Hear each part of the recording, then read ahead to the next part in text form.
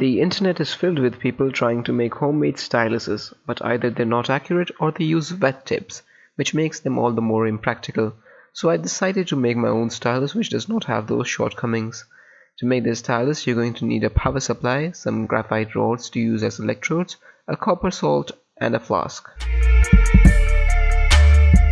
To start off, I used a Dremel tool with a sanding disc to shape one of the electrodes into a general pencil-like shape. Alternatively, if you don't have a Dremel, you can use some sandpaper to achieve the same.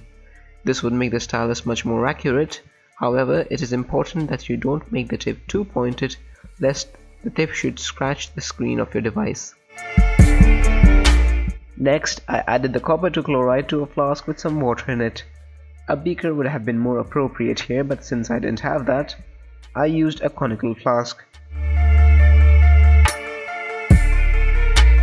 Stir the solution to make sure the copper salt has dissolved, which would give you a blue solution. Next, attach the electrodes to the power supply, making sure to attach the electrode which you shaped to the negative terminal of the power supply.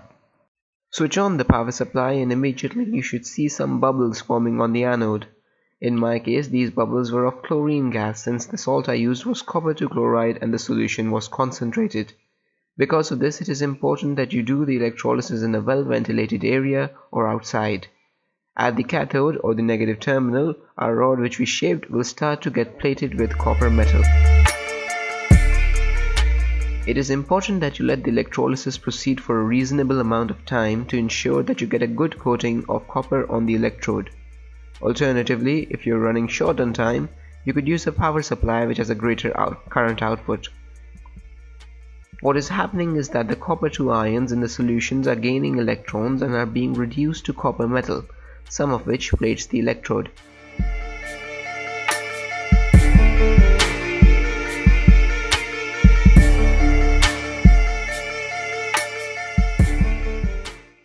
After letting the electrolysis run for an hour or so, I switched off the power supply and removed the cathode which had been plated with copper metal.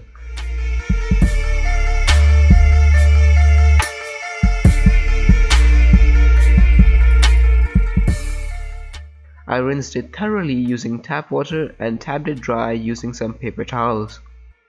That's it, you've made your very own stylus. Here I am testing it on S-Memo on a phone which has a capacitive touchscreen, and it seems pretty accurate and is able to hit all the small buttons. You can make a case for this so that it is not awkward to hold such a small stylus, or you could use a thicker graphite electrode.